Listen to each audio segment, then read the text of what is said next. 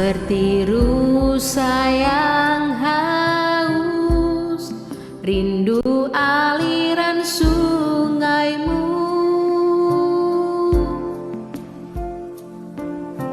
Hatiku tak tahan menunggumu.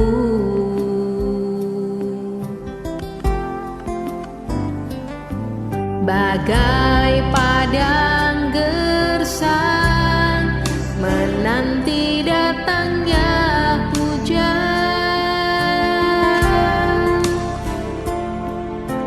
begitupun jiwaku Tuhan. Hanya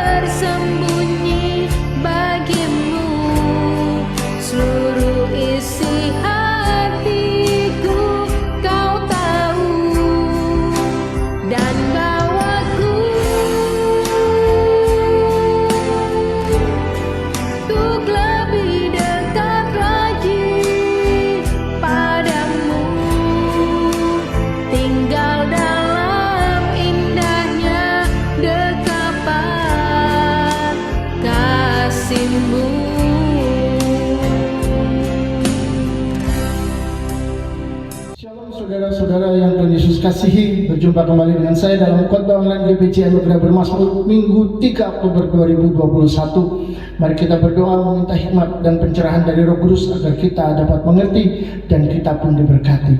Bapa yang penuh kasih dan anugerah, terima kasih untuk berkat-Mu saat ini. Kuduskan kami dan sucikan kami dengan darah-Mu agar kami boleh layak menerima firman-Mu. Berbicaralah karena kami bukan cuma ingin mendengar saja, tetapi kami sungguh-sungguh ingin mengerti dan diberkati oleh firman Tuhan. Itu sebabnya kami percaya firman-Mu akan sampai ke dalam dasar hati kami, akan membuat pikiran kami berubah, dan sungguh-sungguh kami akan diberkati oleh Tuhan. Terima kasih Bapa, kami siap mendengarkan firman-Mu, kami siap merenungkan firman-Mu, kami siap diberikan pengertian oleh Tuhan untuk menangkap isi daripada firman-Mu. Nama-Mu ditinggikan dan dimuliakan hari ini sampai selama-lamanya. Amin. Puji Tuhan, kiranya damai sejahtera dan sukacita boleh senantiasa bersama-sama dengan saudara. Hari ini saya mau sampaikan satu tema firman Tuhan, yakni eksplorasi yang alkitabiah. Saudara-saudara, eksplorasi adalah sebuah penjelajahan dan pencarian untuk sebuah penemuan. Dan yakin bahwa semua orang hampir ingin mencari dan menemukan sesuatu. Anak-anak yang beranjak menjadi remaja, mereka juga mencari jati diri dan mereka ingin menemukan seperti apa diri mereka sendiri. Namun tentu saja kita bukan sedang membicarakan tentang masa pertumbuhan anak remaja, tapi hari ini kita akan membahas sebuah pokok yang sudah lama sekali sebenarnya ada di dalam Alkitab, dan itu berkaitan sekali dengan kehidupan kita. Menjelajah dan mencari untuk suatu penemuan adalah sesuatu yang sangat alami ada di dalam kehidupan manusia. Saudara-saudara yang Tuhan Yesus kasih, dulu ada Hawa adalah salah seorang yang mencari dan ingin sekali menemukan sesuatu itu, tetapi sayangnya dia tidak mencari di tempat yang benar. Dia menginginkan buah pohon pengetahuan yang baik dan jahat, karena dikatakan di dalam Alkitab bagi Hawa buah itu sangat menarik, sehingga dia ingin meraba, dia ingin memakannya. Dan dia bertemu dengan si ular yang adalah manifestasi dari pekerjaan roh jahat, sehingga dia mendapatkan informasi yang salah. Kalau dia makan buah itu dia tidak akan mati, tapi dia akan menjadi seperti Tuhan. Maka masuklah di sana.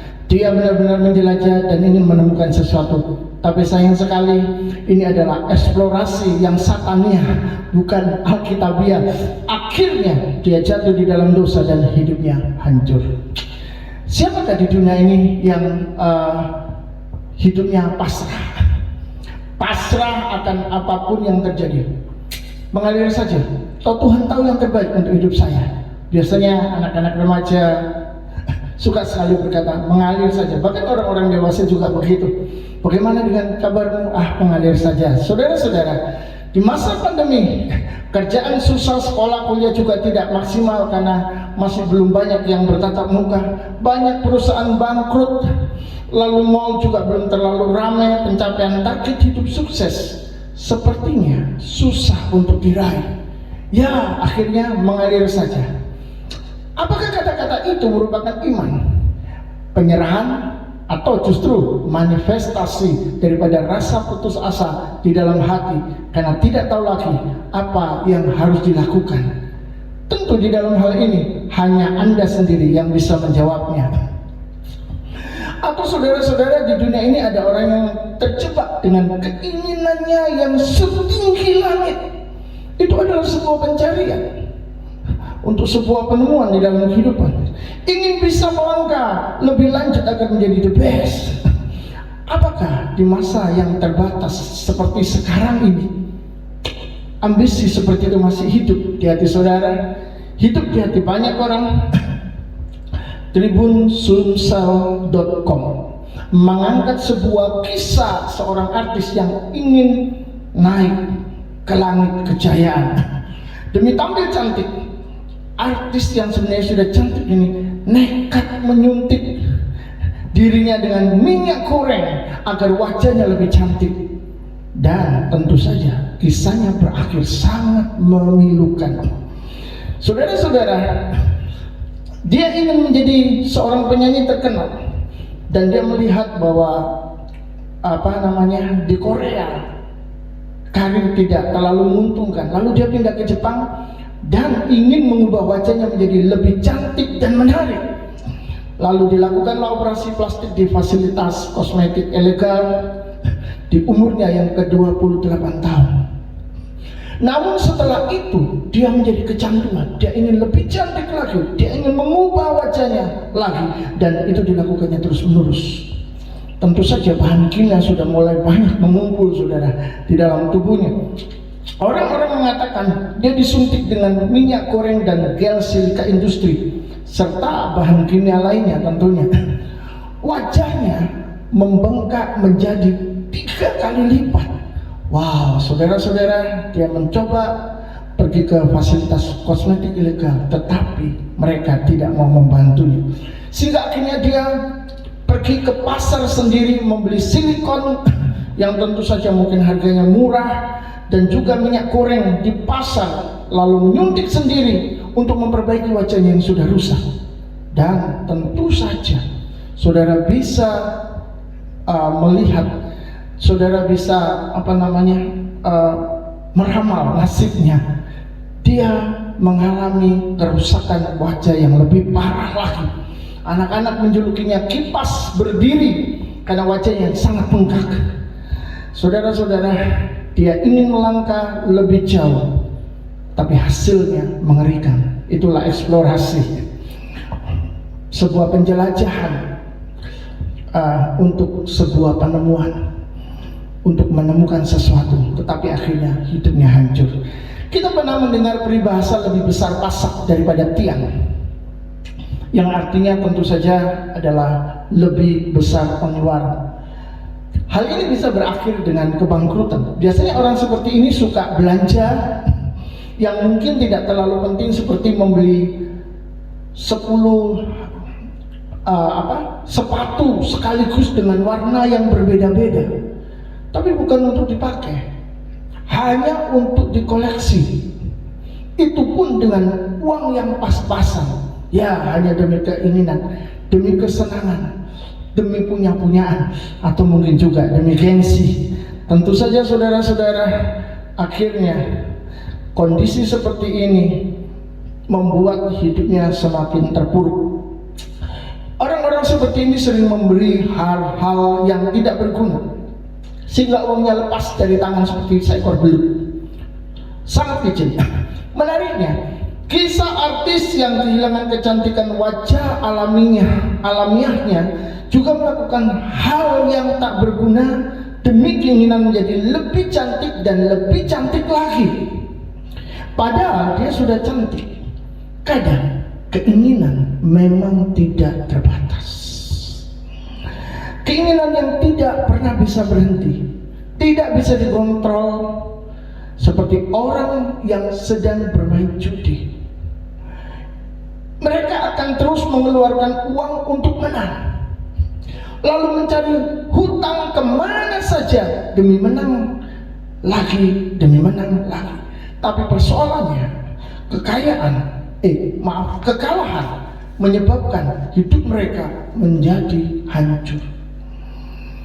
Sehingga saudara-saudara, ada seorang penjudi yang tidak bisa mengambil anaknya di rumah sakit karena uang yang setelah disiapkan untuk mengambil anak itu dipakai lagi untuk berjudi. Judi lagi, judi lagi. Betapa berbahayanya memiliki kehidupan yang tak pernah merasa cukup. Kehilangan kontrol diri hanya untuk kesenangan itu bisa merubah penderitaan seumur hidup, atau itu bisa berubah menjadi sebuah penderitaan seumur hidup. Berhentilah melangkah maju dan berbalik arah, karena itu akan menjadi pilihan terbaik untuk orang-orang yang terjebak dengan kesenangan dan keyakinan yang semu. Kalau tidak ada, jangan memaksakan diri. Sebesar apapun tangan merangkul kesuksesan, itu hanya berbuah kelelahan untuk memiliki hidup yang berbahagia. Karena akhir dari semua itu hanyalah kesia-siaan. Ada seorang yang dikaruniai Tuhan hikmat luar biasa. Dia juga diberikan Tuhan kekayaan dan kekuasaan. Semua potensinya dia gunakan untuk menikmati kesenangan di dalam mempelajari hikmat. Dan inilah pengalaman hidupnya yang dituliskan di dalam sebuah kitab bernama Pengkhotbah. Pengkhotbah pasal 2 ayat 4 sampai 11. Aku melakukan pekerjaan-pekerjaan besar, mendirikan bagiku rumah-rumah, menanami bagiku kebun-kebun anggur. Aku mengusahakan bagiku kebun-kebun dan taman-taman dan menanaminya dengan rupa-rupa pohon buah-buahan. Aku menggali bagiku kolam-kolam untuk mengairi dari situ tanaman pohon-pohon muda. Aku membeli budak-budak laki-laki dan perempuan, dan ada budak-budak yang lahir di rumahku. Aku mempunyai juga banyak sapi dan kambing domba melebihi siapapun yang pernah hidup di Yerusalem sebelum aku. Aku mengumpulkan bagiku juga perak dan emas, harta benda raja-raja dan daerah-daerah. Aku mencari bagiku biduan-biduan dan biduanita-biduanita, dan yang menyenangkan anak-anak manusia, yakni banyak gundik. Dengan demikian aku menjadi besar, bahkan lebih besar daripada siapapun yang pernah hidup di Yerusalem sebelum aku. Dalam pada itu, hikmatku tetap tinggal padaku. Aku tidak merintangi mataku dari apapun yang dikehendakinya, dan aku tidak menahan hatiku dari sukacita apapun, sebab hatiku bersukacita karena segala jerih payahku. Itulah buah segala jerih payahku. Ketika aku meneliti segala pekerjaan yang telah dilakukan tanganku dan segala usaha yang telah kulakukan untuk itu dengan jerih payah, lihatlah, segala sesuatu adalah kesia-siaan dan usaha mencari angin. Memang tidak ada keuntungan di bawah matahari. Saudara-saudara, ternyata semua itu adalah kesia-siaan dan usaha mencari angin. Adakah angin bisa dicari? Tidak bisa. Adakah angin bisa digenggam? Tidak bisa juga. Yang jelas, baru saja kita membaca dan mendengar tentang kisah seorang raja bernama Salomo yang dikarunia Tuhan hikmat, dan dia memiliki kekayaan dan kekuasaan sehingga dia bisa melakukan apa saja yang dia inginkan waktu itu. Dari penemuannya, dia menyampaikan sebuah hasil yang mungkin banyak orang tidak suka. Di ayat yang keempat dia berkata melakukan pekerjaan-pekerjaan besar. Sampai sebesar apa? Saudara, kita perlu tahu bahwa Salomo sebenarnya sedang bereksplorasi.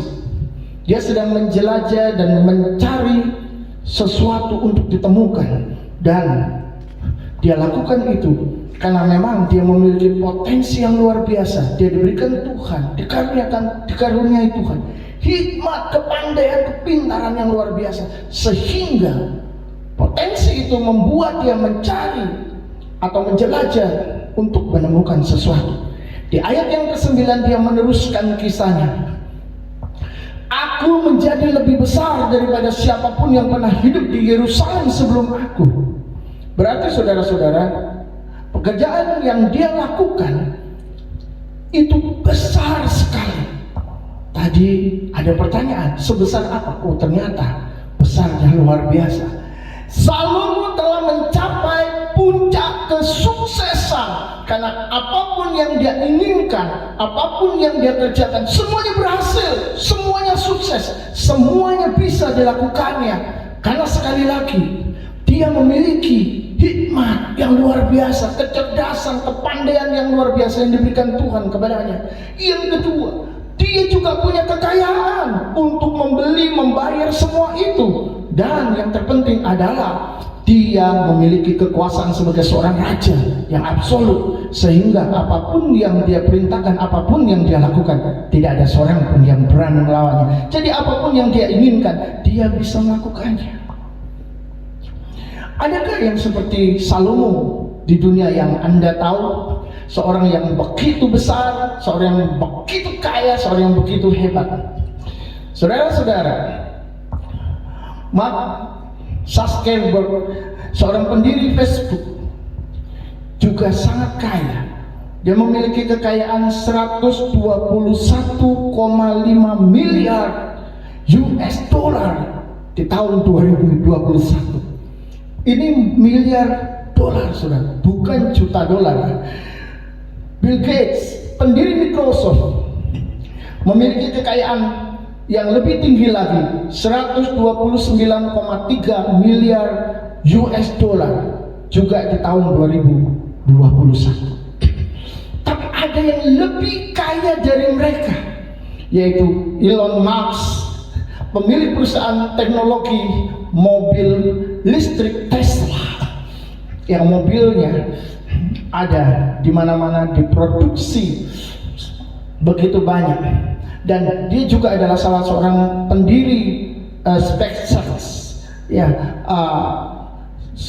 dia memiliki perusahaan transportasi luar angkasa swasta Amerika Serikat yang tengah mengembangkan pelayanan perjalanan ke luar angkasa. Wah, jadi sekarang saudara, wisata tidak cukup di darat, tidak cukup di laut, itu membosankan kali. Itu sebabnya saudara, dia membuka sebuah perusahaan untuk memberikan akses kepada orang-orang yang ingin menjelajah luar angkasa. Ini luar biasa, dan tentu saja itu pasti bukan uang kecil, dan hanya orang-orang yang sangat kaya raya yang bisa mengikuti penjelajahan ke luar angkasa, dan itu juga sebuah eksplorasi. Kekayaan Elon Musk ini mencapai 201,1 miliar US dollar di tahun 2021. Kalau dikonversikan di dalam rupiah, 201 miliar US dollar dikali 14.000 per dolarnya, itu sama dengan 2.814 triliun rupiah.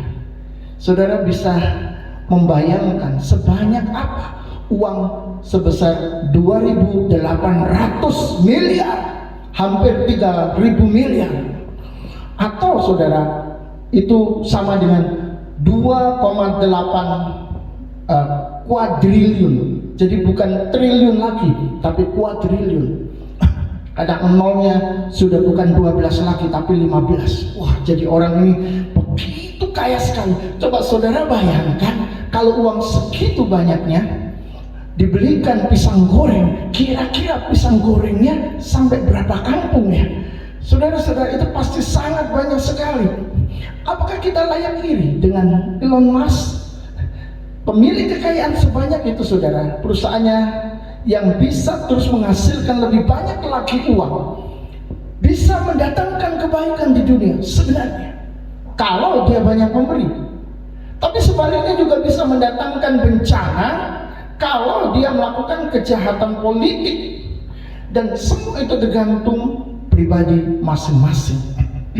Selama kita diberkati, kita memiliki uang banyak, uang itu bisa kita gunakan untuk sesuatu yang positif, tapi juga bisa digunakan untuk sesuatu yang negatif, yang tentunya tujuannya adalah untuk kesenangan diri, tujuannya adalah untuk memperkaya diri lebih lagi. Orang seperti Elon Musk, orang seperti Bill Gates dan Mark adalah orang-orang yang bisa mengatur negara, bahkan bisa mengatur presiden, saudara. Kalau mereka berkumpul menjadi satu, wah, mereka punya kekuatan luar biasa. Dan kalau ada orang-orang seperti itu di negeri kita atau di negara lain, pasti mereka adalah orang-orang yang memiliki pengaruh atas negara tersebut. Jadi saudara-saudara, sekali lagi itu bisa dilakukan untuk hal-hal positif tapi juga negatif. Entah berapa banyak kekayaan Salomo kalau dikonversikan di zaman ini dalam bentuk rupiah, saya tidak mengerti, karena itu harus disesuaikan lagi. Namun saudara, kita sudah menyaksikan orang-orang besar di dunia dengan kemampuan dan potensi mereka masing-masing yang membuat dunia mendelik melihatnya, melotot. Oh, kenapa? Karena mereka sangat kaya sekali. Dan tentu kita akan merasa sangat jauh dari mereka kalau membandingkan diri. Adakah di antara saudara yang ingin seperti mereka? Setidaknya minim memiliki 1% saja dari kekayaan mereka. Saudara bisa bayangkan orang memiliki kekayaan 2,8 kuadriliun, yang artinya sama dengan 2.800 miliar. 1% saja udah kaya kita, saudara.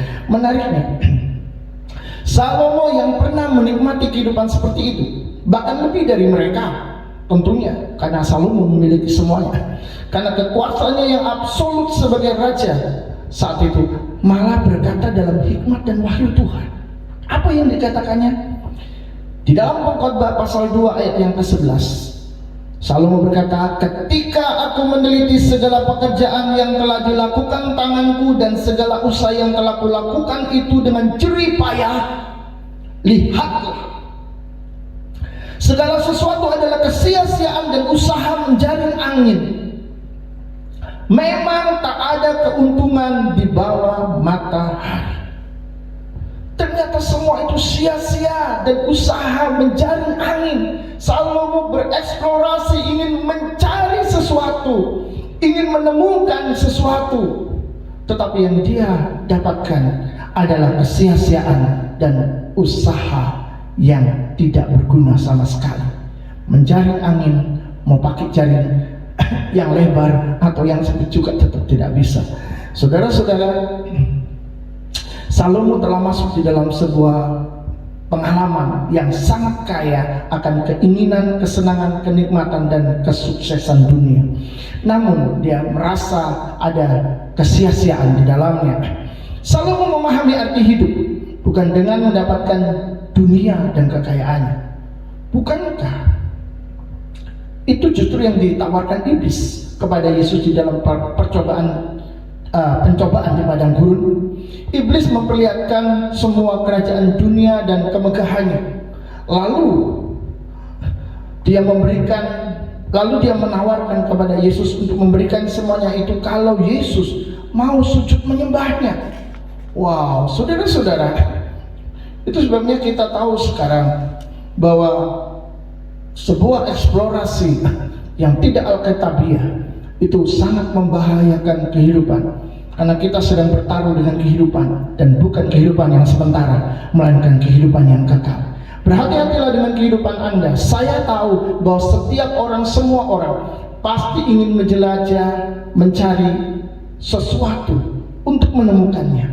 Tetapi jika kita salah langkah, kita salah sumber, itu akan membawa kita kepada kehidupan yang hancur. Bukankah ada banyak anak-anak muda yang suka bermain klinik, yang suka mencoba ilmu-ilmu suka bertransaksi dengan kuasa-kuasa gelap? Karena bereksplorasi, ingin mencari sesuatu, ingin tahu sesuatu, karena asik, saudara. Di dalam permainan gaib itu asik. Sulap saja yang cuma trik itu asik, apalagi ini magic, sungguhan, saudara, bisa terjadi. Tapi hati-hatilah, eksplorasi itu membawa maut. Eksplorasi itu akan membanting dan menghancurkan Anda dan membuat hilang selama-lamanya. Tapi saudara-saudara, meskipun iblis menawarkan semua kekayaan dan kemegahan dunia ini kepada Yesus, kalau Yesus sujud menyembahnya, iblis mengalami kegagalan total. Kenapa? Karena dia tertipu dengan keinginan dan ambisinya sendiri. Dia tidak sadar dan dia tidak tahu bahwa Yesus adalah pribadi yang berbeda.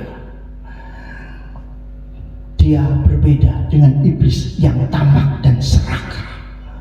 Sekali lagi, Yesus tidak tertarik dan iblis gagal total. Oleh sebab itu, jadilah pribadi yang berbeda.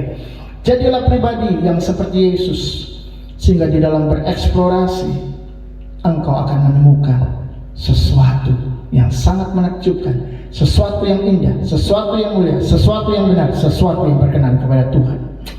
Sepertinya inilah yang Tuhan mengajarkan kepada kita. Kolose pasal 3 ayat 1 sampai 2. Karena itu kalau kamu dibangkitkan bersama dengan Kristus, carilah perkara yang di atas, di mana Kristus ada, duduk di sebelah kanan Allah.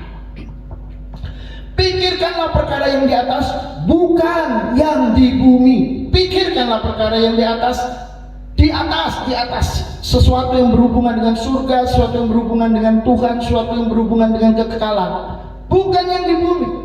Tapi mungkin beberapa orang akan menyangganya dan berkata, oh tidak bisa, kita ini hidup di dalam dunia. Yang kita lihat ya perkara dunia, betul? Yang kita kejar ya urusan duniawi. Wah, kalau tidak mau berurusan dengan perkara duniawi, ya mati saja. Mungkin ada orang-orang yang berkata begitu, dan sekilas kata-kata itu terlihat benar dan sangat logis, masuk akal, saudara. Kalau mau hidup suci tanpa keinginan, ya ke hutan saja, tinggal sama binatang-binatang, atau mendaftar untuk pergi ke planet Mars, kan gratis, saudara. Sudah dibuka pendaftarannya. Orang bisa pergi ke planet Mars, hanya cukup tanda tangan bahwa kalau terjadi sesuatu di dalam hidupnya, tidak ada pertanggungjawaban apa-apa. Artinya orang seperti ini juga siap dijadikan kelinci percobaan, saudara, ya. Kalaupun mati juga tidak ada nilainya. Kenapa? Karena semuanya gratis dan itu membutuhkan biaya yang sangat mahal. Tapi saudara-saudara, kalau kita sadar dan mau bersabar mendengarkan Tuhan yang berfirman, pasti akan berbeda. Mari merenungkan pengalaman Salomo yang telah menikmati semua keinginan, ambisi, kenikmatan dunia. Bukankah Salomo termenung dan berkata bahwa semua ini adalah sia-sia?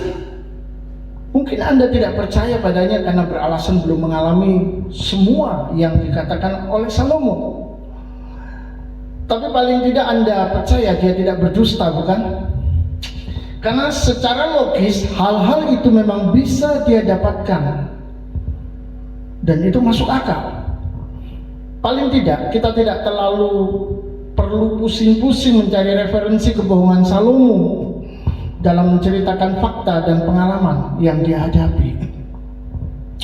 Berangkat dari sana, apakah dia keliru membagikan penemuan dan pencarian dari hakikat hidup yang sebenarnya? Saya yakin tidak, karena keberadaan Salomo menjadi besar dengan hikmat, kekayaan, dan kekuasaan seperti itu adalah memang merupakan kehendak Tuhan, agar semua pengalaman pribadinya bisa di-share, bisa diceritakan kepada dunia. Dan Tuhan menuntunnya melihat fakta kehidupan dari pencarian dan penemuan itu untuk menyadarkan manusia bahwa yang mereka kejar adalah sia-sia. Jadi lalu apa? Untuk apakah hidup di dunia kalau begitu? Untuk Untuk apakah Tuhan menciptakan dunia yang luar biasa dengan sumber daya alam yang besar, yang sangat besar? Bahkan untuk apa Tuhan menciptakan manusia yang memiliki potensi luar biasa di dalam dirinya, jika semuanya itu bukan untuk dikembangkan, digunakan, dan dinikmati? Untuk apa Tuhan menciptakan semua ciptaannya kalau tidak untuk apa-apa? Semua itu sia-sia. Saudara-saudara, berhati-hatilah terjebak dengan pandangan hidup yang hanya melihat sebagian saja dan bukan melihat secara keseluruhan. Karena Salomo sudah menyatakan hidup manusia itu hanya sebuah pencarian dan ambisi untuk penemuan. Tapi semua itu akan berakhir dengan kelelahan dan kesia-siaan. Pengkhotbah 12 ayat 12. Lagi pula anakku, waspadalah, membuat banyak buku tak akan ada akhirnya, dan banyak belajar melelahkan badan. Hidup Salomo dihabiskan untuk sebuah pencarian dan penemuan arti hakikat hidup. Dan dia terus belajar sampai menemukan satu rahasia, bahwa hidup ini melelahkan. Apa yang dicari dan ditemukan justru menyatakan semuanya itu sia-sia. Artinya tidak ada yang istimewa dalam hidup. Meskipun kelihatannya luar biasa sekali. Saudara-saudara, banyak hal di dalam kehidupan ini orang mencari dan mencoba untuk menemukan sesuatu dan itu kelihatannya luar biasa, tapi ternyata semua itu sia-sia. Berapa banyak anak-anak muda bereksplorasi, bermain sihir. Kalau sulap saja menarik, saudara, apalagi magic, nyata, dan itu benar-benar bisa dialami. Dengan magic orang bisa melakukan hal-hal yang luar biasa. Tetapi bukankah akhir dari semua itu adalah maut? Itu sebabnya bereksplorasilah yang alkitabiah. Karena bereksplorasi yang salah, yang sesat, akan membawa seseorang dalam kehidupan yang sangat rumit, dan itu akan menghancurkan hidupnya. Tidak dimaksudkan di dalam pokok bahasan kita agar jangan mencari dan menemukan arti hidup. Anda harus mencapai sejauh yang dikehendaki Tuhan, tapi jangan salah sumbernya. Dunia yang diciptakan Tuhan memang besar dan luar biasa, tapi itu bukan tempat eksplorasi sebagai tujuan akhir kita. Dunia yang diciptakan Tuhan memang besar dan luar biasa, tapi itu bukan tempat penjelajahan dan pencarian untuk menemukan sesuatu sebagai tujuan akhir kita. Dunia ini adalah tempat untuk berkembang, menjadi paham, menjadi memahami akan kebesaran dan kemuliaan Tuhan yang akhirnya membuat kita jatuh di bawah kakinya untuk bersujud, menyembah, dan menyerahkan diri, memberikan hidup kita, mempercayakan diri kita, dan mengabdikan diri kita untuk melayaninya. Pengkhotbah pasal 12 ayat 13 sampai 14, Salomo berkata di dalam wahyu Roh Kudus tentunya, akhir kata dari segala yang didengar ialah takutlah akan Allah dan berpeganglah pada perintah-perintahnya, karena ini adalah kewajiban setiap orang. Karena Allah akan membawa setiap perbuatan ke pengadilan yang berlaku atas segala sesuatu yang tersembunyi, entah itu baik, entah itu jahat. Mari belajar dari pendahulu kita. Belajar dari Raja Salomo yang syarat dengan hikmat dan pencerahan dari Tuhan. Jangan belajar dari mereka yang cuma tahu secuil hidup, atau tahu secuil rahasia hidup, lalu konsepnya dan pengalamannya kita ikuti. Jangan. Waspadalah. Iblis berusaha membengkokkan dan menyesatkan kita dari rencana Allah. Jadi tetap jadikan Tuhan sebagai sumber pencarian dan penemuan akhir kita, karena kesanalah kita akan berada selama-lamanya. Amin. Ingatlah, jati diri kita bukan milik dunia, meskipun hidup di dunia.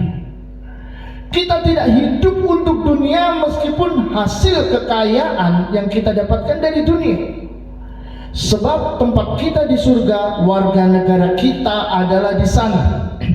Filipi pasal 3 ayat yang ke-20, karena kewargaan kita adalah di dalam surga, dan dari situ juga kita menantikan Tuhan Yesus Kristus sebagai juru selamat. Ayat ini merupakan peringatan bagi anak-anak Tuhan atau orang percaya yang sedang melakukan pencarian untuk penemuan di dunia sebagai tujuan akhir dari hidupnya. Tuhan mengingatkan bahwa tempatmu bukan di sana. Jangan menjadikan dunia sebagai pusat hidupmu. Ini peringatan. Tapi ayat ini juga merupakan sebuah penghiburan bagi kita, bagi anak-anaknya yang mempercayakan diri kepadanya, bahwa pencarianmu tidak akan sia-sia jika Dia, Tuhan, engkau jadikan pusat hidupmu, karena tempat tinggal akhirmu adalah di surga. Sehingga penderitaanmu selama berjalan di dunia tidak perlu terlalu kamu risaukan dan pikirkan. Sebab kebahagiaanmu yang paling indah dan mulia akan menjadi bagianmu di dunia yang baru, di Yerusalem baru, yaitu surga yang disediakan oleh Yesus Tuhan dan Allahmu. Ketika Dia berkata, aku pergi ke situ untuk menyediakan tempat bagimu. Apa yang kita alami di dunia ini, kesenangan, kebaikan, kekayaan, kesuksesan, hanyalah bonus. Tetapi itu bukan tujuan akhir hidup kita. Karena tujuan akhir hidup kita adalah di surga. Tujuan akhir hidup kita adalah bertemu dengan Tuhan selamanya. Dan firman Tuhan mengatakan kepada kita, karena kamu adalah warga negara surga. Itu sebabnya rumah terakhirmu adalah di surga. Amin. Tuhan memberkati. Seperti rusa yang haus, rindu aliran sungaimu.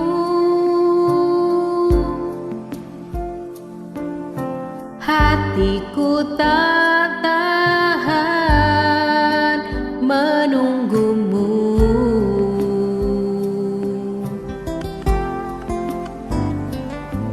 Bagai